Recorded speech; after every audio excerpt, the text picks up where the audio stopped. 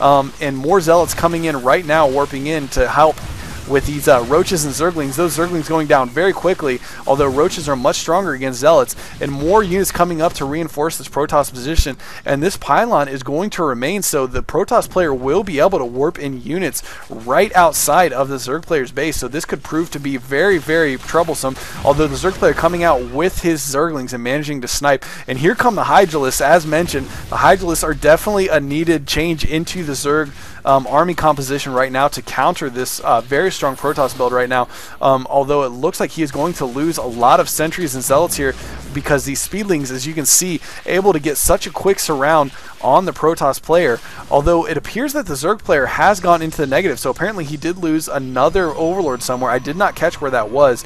He may have had one floating over the, he may have sacrificed it to see what the Protoss tech was at this point, because of course he has not had anything other than 1 or 2 Zerglings in there for a while, and those Zerglings did not get a whole lot of scouting off before they were taken out by the Protoss player. And more kin is going up at the entrance, one on the cliff here as well, which I do like because that forces the Zerg player to bring an Overlord if he wants to be able to take that out. Otherwise, he's going to take a lot of damage from this cannon on the cliff before he's able to get in there. But the Protoss player, again, able to get in a decent composition, although he does have a couple of idle probes out here at the entrance.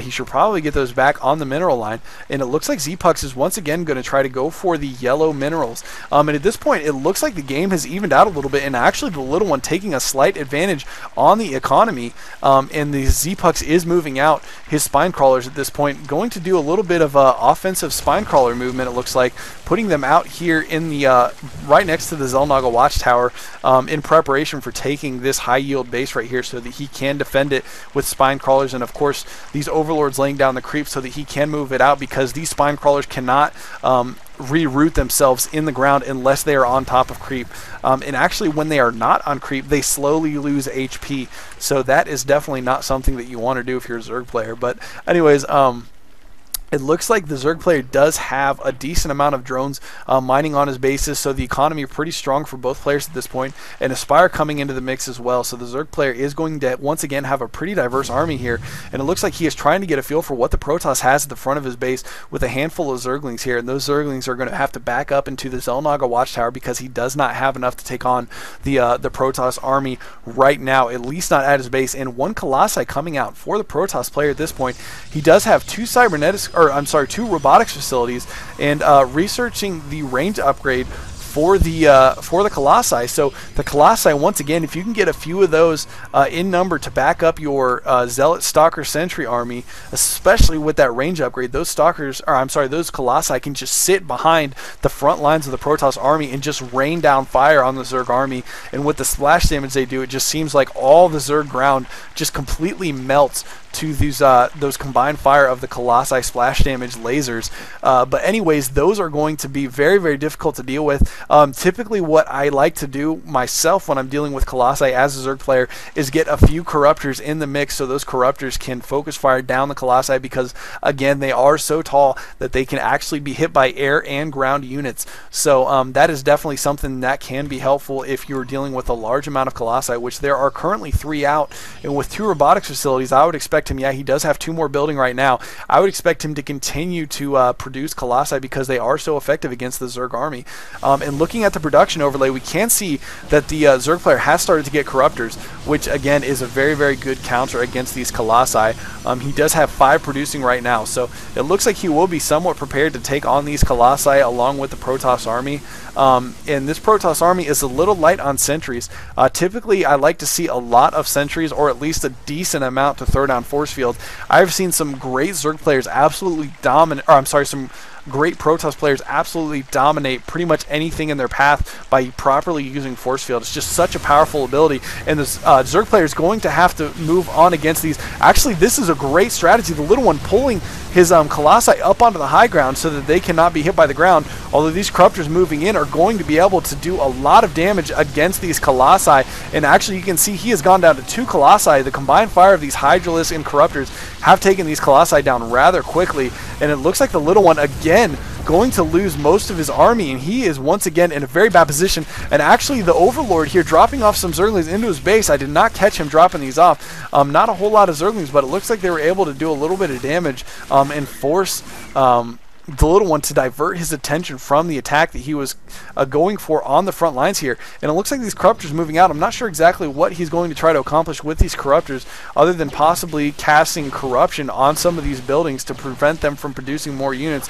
Although it looks like the little one has ceased producing colossi and going to focus fire down these corruptors, possibly just using these corruptors as scouting units. Yeah, and he looks like he is going to cast corruption on one of these robotics facilities to prevent it from producing that Colossus for at least a little bit of time. But anyways, these Stalkers are going to have to try to focus fire down that Overlord, and actually a lot more units. So it looks like ZpuX is going with the drop strategy that he used in Game 1 to try to do some more damage here. Although the Protoss player does spot it before he's able to start unloading units, so gets a few free shots in there as he's starting to unload. And these Immortals are very strong counters to the Roaches and Hydras that are in this army, so it doesn't look like he's going to have any problems holding this attack off. So the Zerg player actually losing a little bit of his edge with that attack, although he is expanding again to the island base here in the upper left. So once that goes up again, he will be up one base still. The little one is putting down another expansion over at the high yield base, but as you remember, the Zerg player ZpuX did expand to his high yield minerals as well already. His main base is mined out already, as is almost the first base of the little one. So both players are actually getting ready to take an expansion, which is much needed in order to continue to macro up in this game.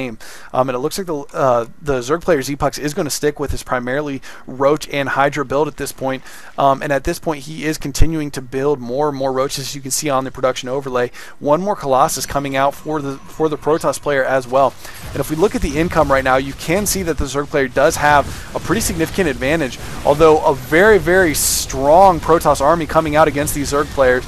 With the combined fire of the Immortals and the Colossi, this could be very difficult for the Zerg player to deal with just Roaches and Hydras. And it looks like he is going to successfully take down this army rather easily. But 2 Colossi left and 1 Immortal. Once again, the Immortals are so powerful against these Roaches because basically the damage that they do against armored units is plus 30. So essentially, 1 Immortal can basically 3-shot a Roach, and I believe they 2-shot Hydralisks because the Hydralisks only have 80 hit points now.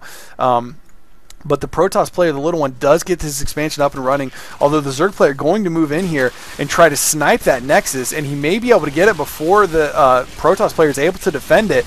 That Nexus is getting very low on HP, and he does manage to snipe it, so the income for the little one is going to suffer very severely while he tries to get that expansion back up and running. He is only on 1 base right now, and that 1 base that he does have is getting pretty low on minerals, so he could be in trouble economically if he does not respond by taking out one of the little one's expansions, or possibly even double expanding himself. And it looks like he is going to move out with this very strong Protoss army. He does have 3 Colossi in the mix with a couple of Immortals, and of course the Stalkers are very, very powerful ranged units. With some of the changes that have happened in the recent patches, the Stalkers are much more powerful against Roaches, and of course the Roaches losing their 2 armor, now only with 1 armor by default until you start upgrading them, and a great force field going down, forcing that Roach army to split, so they are not able to get into position to attack as quickly as they would like, taking a lot of splash damage from those Colossi, and you can just see those units beginning to melt away from that splash damage, and of course the strong attack of those Immortals with the plus 30 damage.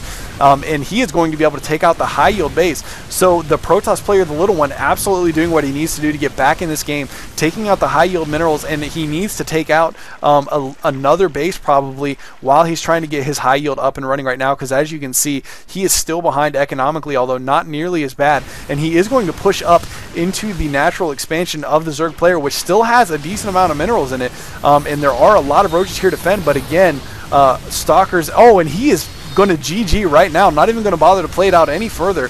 He cannot take on these Stalkers, these Stalkers and Colossi anymore, and it looks like he is going to ask for Steps of War for Game 3. So at this point, the series has tied up 1-1 for each of these players, ZpuX and the little one, going for the finals. And again, this is a best-of-5 series, so we will see at least 2 more games here before the champion is decided for Series 7 in the Go4SC2 tournament. Anyways, we're going to move on to Game 3 now. Thanks for watching. GG.